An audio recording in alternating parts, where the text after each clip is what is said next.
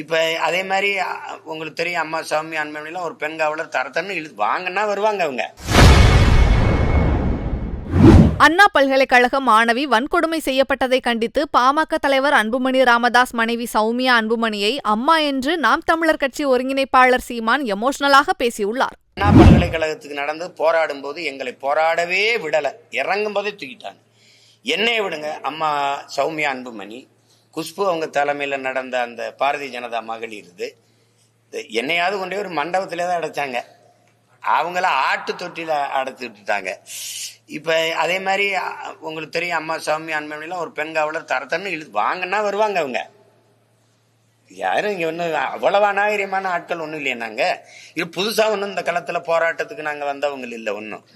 நீ எங்களை இறங்கி களத்தில் நின்று எதுக்காக போராடணும் கூட பேச விடாம தடுக்க வேண்டிய அவசியம் என்ன?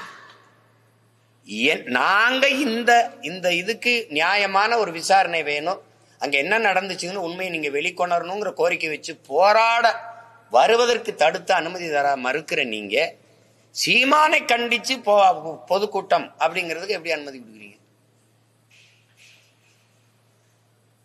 என்ன எது கண்டிச்ச கூட்டம் போடுறீங்க நீங்க? அந்த கூட்டத்துக்கு மட்டும் ஒரு வாரத்துக்கு முன்னாடி அனுமதி தெரு சீமானை கண்டிச்சு பொதுக்கூட்டம், சீமானை கண்டிச்சு பொதுக்கூட்டம்.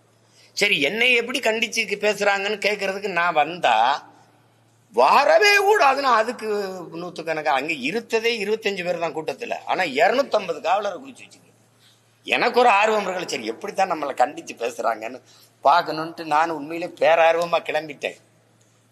அப்ப இது எப்படி இருக்கு ஒரு நாடா இருக்கு? செய்திகளை உள்ளது உள்ளபடி தெரிந்து கொள்ள ரெஃப்ளெக்ட் நியூஸை சப்ஸ்கிரைப் பண்ணுங்க.